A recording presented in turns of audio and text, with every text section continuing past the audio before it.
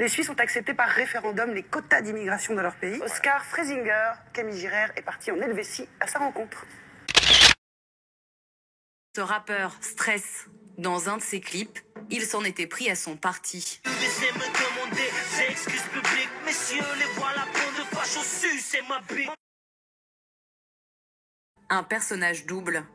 À 53 ans, bouddhiste et catholique, xénophobe et polyglotte, cet ancien prof d'allemand parle 4 langues.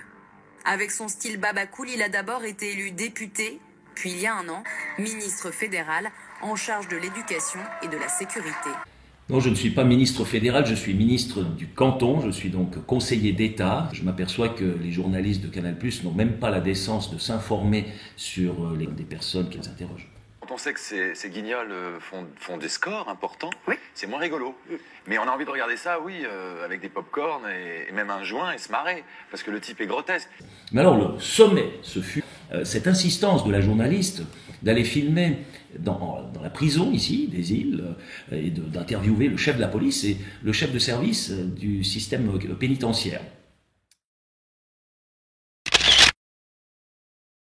Alors on a eu une intéressante discussion sur la situation criminelle en Suisse.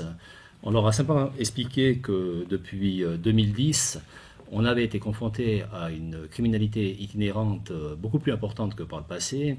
Aussi la problématique de nos frontières, avec cette vague de braquage sans précédent qu'avait connu à pareille époque la Suisse romande, et puis les efforts qu'on avait dû faire par voie de conséquence pour changer nos dispositifs d'intervention afin de décourager les malfrats de venir commettre leurs méfaits dans notre canton. Alors ça, j'en ai manifestement aucune idée, hein. Il faudrait peut-être poser la question aux intéressés eux-mêmes. Ce qu'on s'est efforcé de faire simplement, c'est de présenter de manière objective la situation criminelle en Suisse, sans peindre le diable sur la muraille, sans aussi diaboliser quiconque, mais véritablement en montrant les défis auxquels nous autres, sur le plan professionnel, au niveau de la sécurité, nous étions confrontés.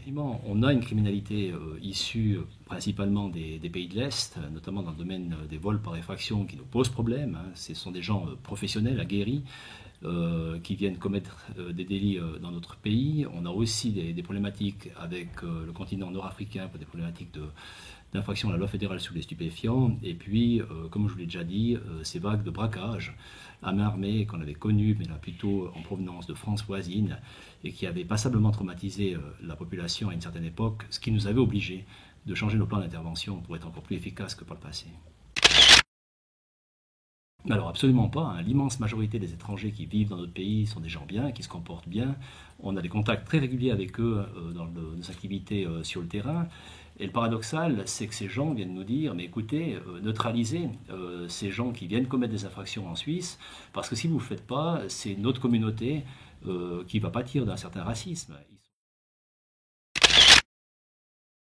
On a parlé des prix de pension dans les établissements pénitentiaires. On a dit que le prix de pension en moyenne c'était de 312 francs la journée. Si on fait ça de façon pondérée, on arrive à 220 francs la journée. Et puis on a aussi parlé des taux d'occupation pour leur montrer que la prison de Sion était vraiment pleine.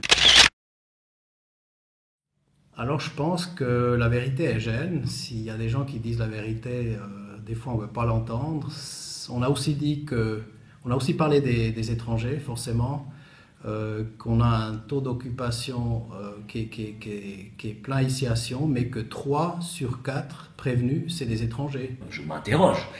Un caméraman, un preneur de son, une journaliste qui se déplace jusqu'en Suisse, soi-disant pour faire quelque chose de sérieux, pour s'expliquer ce phénomène assez particulier dans le monde, hein, dans le monde de la démocratie directe, de la plus vieille démocratie au monde. Mais on a envie de regarder ça, oui, avec des pop-corn et même un joint et se marrer.